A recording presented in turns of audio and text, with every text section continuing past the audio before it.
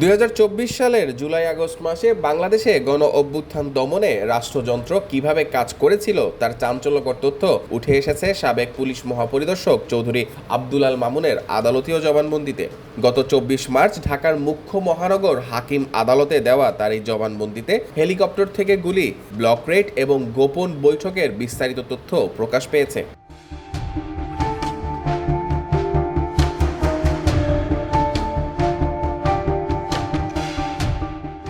জবানবন্দিতে সাবেক আইজিপি মামুন জানান, আন্দোলন দমনের জন্য এক পর্যায়ে হেলিকপ্টার ব্যবহার করে গুলি ও ভীতিকর পরিবেশ সৃষ্টির গোপন পরিকল্পনা করা হয়। তিনি দাবি করেন, র্যাবের তৎকালীন মহাপরিচালক হারুনুর রশিদের পরিকল্পনায় ও সেনাবাহিনীর সহযোগিতায় এই অপারেশন পরিচালিত হয়। তবে এতে পুলিশের কোনো সংশ্লিষ্টতা নেই বলেই জানান তিনি। প্রাণঘাতী অস্ত্র ব্যবহারের বিষয়ে আব্দুল্লাহ আল মামুনের জবানবন্দি অনুযায়ী তৎকালীন স্বরাষ্ট্রমন্ত্রী তাকে জানান, প্রধানমন্ত্রী শেখ হাসিনার সরাসরি নির্দেশে আন্দোলন দমনে প্রাণঘাতী অস্ত্র ব্যবহারের সিদ্ধান্ত নেওয়া হয়। এই নির্দেশনা পুলিশের বিভিন্ন পর্যায়ে ডিএমপি কমিশনার হাবিবুর রহমান ও ডিবি প্রধান হারুনুর রশিদের মাধ্যমে পৌঁছে দেওয়া হয়।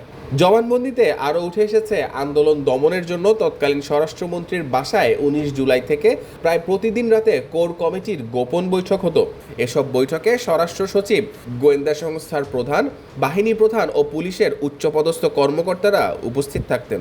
বৈঠকে আন্দোলন দমন থেকে শুরু করে বিভিন্ন কৌশল নিয়ে বিস্তারিত আলোচনা হতো।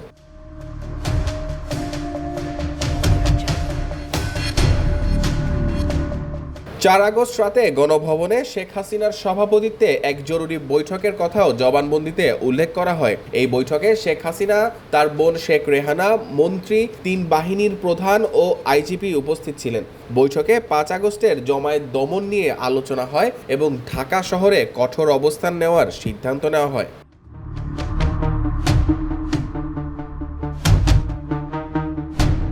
জবানবন্দিতে আরও দাবি করা হয়, আন্দোলন সমন্বয়কারীদের আটক, মানসিক নির্যাতন ও টেলিভিশনে বিবৃতি দিতে বাধ্য করার ঘটনায় ডিবি প্রধান হারুনুর রশিদের সরাসরি ভূমিকা ছিল। স্বরাষ্ট্রমন্ত্রী আসাদুজ্জামান খান হারুনুর রশিদকে জিন নামে ডাকতেন এবং সরকারের সিদ্ধান্ত বাস্তবায়নে তাকে অত্যন্ত কার্যকর মনে করতেন।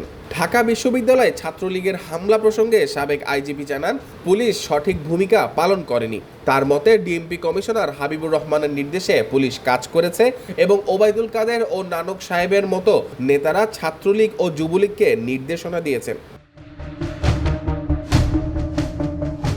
সাবেক আইজিপি চৌধুরী আব্দুল্লাহ আল মামুন বর্তমানে কারাগারে আছেন। জুলাই গণ-অভ্যুত্থানের সময় সংগঠিত মানবতা বিরোধী অপরাধের একটি মামলায়ও তিনি রাজসাক্ষী হয়েছেন। তার এই জবানবন্দি এখন আলোচনার কেন্দ্রবিন্দুতে পরিণত হয়েছে।